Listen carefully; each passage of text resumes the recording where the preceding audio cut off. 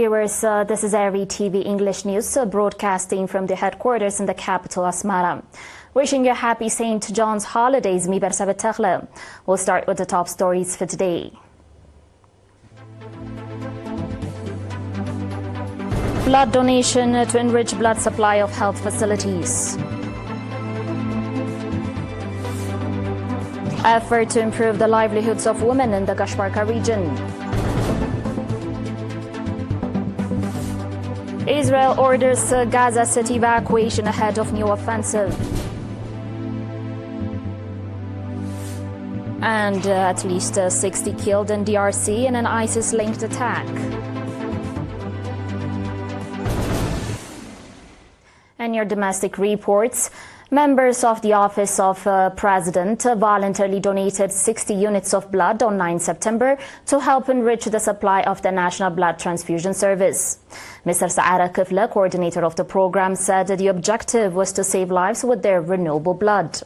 He noted that voluntarily donating blood is both a responsibility and a noble act, and he called on all citizens to follow this commendable initiative. The participants, for their part, said that they felt a spiritual satisfaction in voluntarily donating blood to save lives and expressed their readiness to continue donating.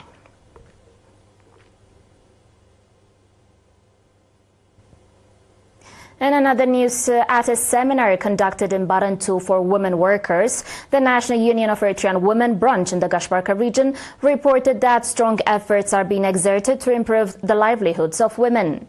Ms. Yohannes, head of the union branch, said that organizing women, implementing vocational training programs aimed at enhancing the capacity of women and addressing women's issues are priority tasks of the union. She noted that the vocational training programs provided so far have registered visible achievements in improving the lives of women. At the seminar, Engineer Azakia Alfio provided a detailed briefing on the role and contribution of Eritrean women during the armed struggle for national independence and in safeguarding national sovereignty. He also called on all concerned institutions and the public to strengthen participation in efforts to fully eradicate harmful practices that psychologically and physically affect women. In related news, the National Union of Eritrean Women branch in the Gashbarka region conducted a seminar for women in Aurdet, focusing on the role of women in the national struggle for independence, as well as in preserving the achievements registered so far. At the event, Ms. Yohannes also briefed the participants on the achievements that the union branch has registered and the implementation of its programs.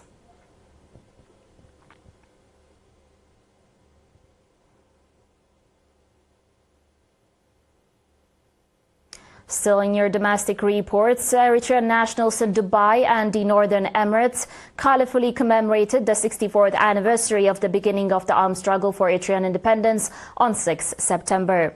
Mr. Sfugabratinsae, head of public and community affairs at the Eritrean embassy in the United Arab Emirates, gave an extensive briefing on the heroic feats demonstrated by the Eritrean people in the struggle for independence and the heavy sacrifices paid.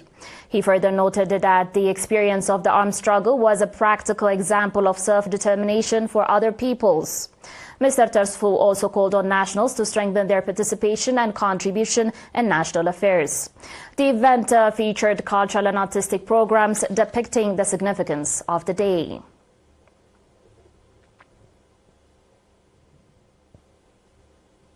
Dear viewers, we'll be back shortly with your international reports and more, so stay tuned.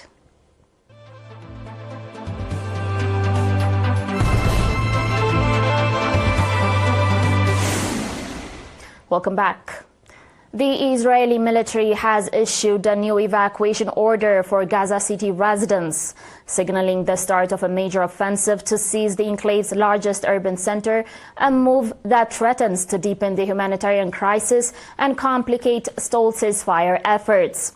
The planned takeover aligns with Prime Minister Netanyahu's strategy to capture Hamas's remaining strongholds and assert long-term Israeli security control over Gaza, despite mounting international alarm over famine risks and civilian suffering.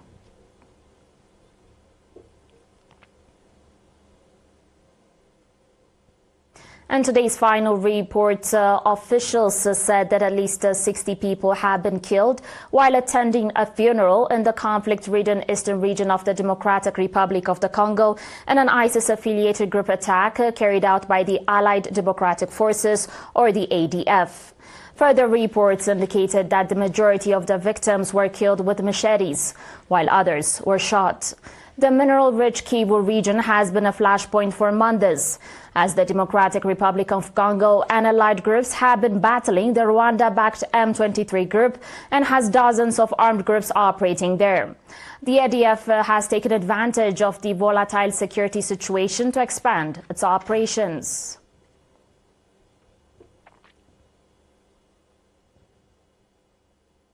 Dear viewers, that was it for today, but before we conclude, a quick recap of the top stories. Blood donation to enrich blood supply of health facilities. Effort to improve the livelihoods of women in the Gashbarka region. Israel orders Gaza city evacuation ahead of new offensive.